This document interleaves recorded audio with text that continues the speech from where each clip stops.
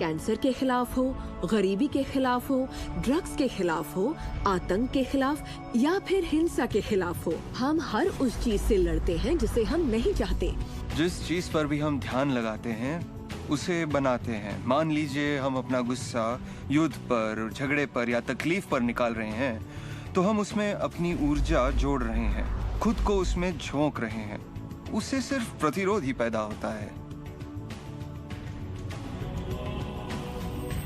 जिसका आप विरोध करते हैं उसे आप दृढ़ता देते हैं। इसकी वजह यह है कि जब आप किसी चीज का विरोध करते हैं तो आप कहते हैं कि मुझे ये नहीं चाहिए क्योंकि मुझे इससे अच्छा नहीं लगता, तो आप उसी एहसास को व्यक्त करते हैं जो आपको अच्छा नहीं लगता, और इसी कारणवश वो बार बार आपकी ओर आता है।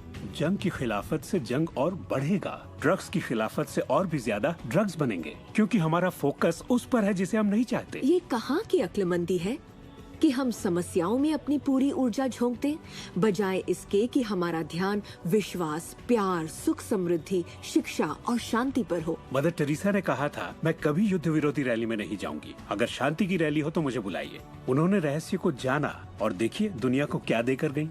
तो अगर आप युद्ध विरोधी हैं तो शांति का पक्ष लीजिए।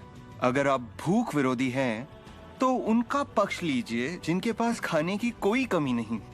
अगर आप किसी खास नेता के विरोधी हैं तो उसके विरोधी का पक्ष लीजिए।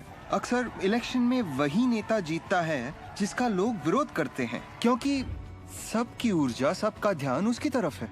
तो आपका फोकस उस पर हो जिसे आप चाहते हैं। जो आप नहीं चाहते उसे देखने में बुराई नहीं है, सिर्फ तुलना करने के लिए कि ये मुझे नहीं चाहिए। लेकिन सच्चाई यही है कि जो आप नहीं चाहते उसी के बारे में ज्यादा से ज्यादा बोलते हैं, ज्यादा से ज्यादा पढ़ते हैं और देखते हैं, और ऐसा करके आप उसी की और रचना करते हैं।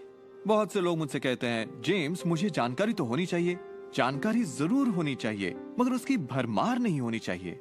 मेरा मानना है कि जब आपके मन की आवाज बाहरी नजरियों और मशवरों से ज्यादा ताकतवर हो जाए तो आप अपनी जिंदगी के मालिक बन जाते हैं। पहले स्थिर होना सीखिए, और आप जो नहीं चाहते हैं उससे अपना ध्यान हटा लीजिए, और उससे जुड़ी अपनी सारी भावनाओं से भी। फिर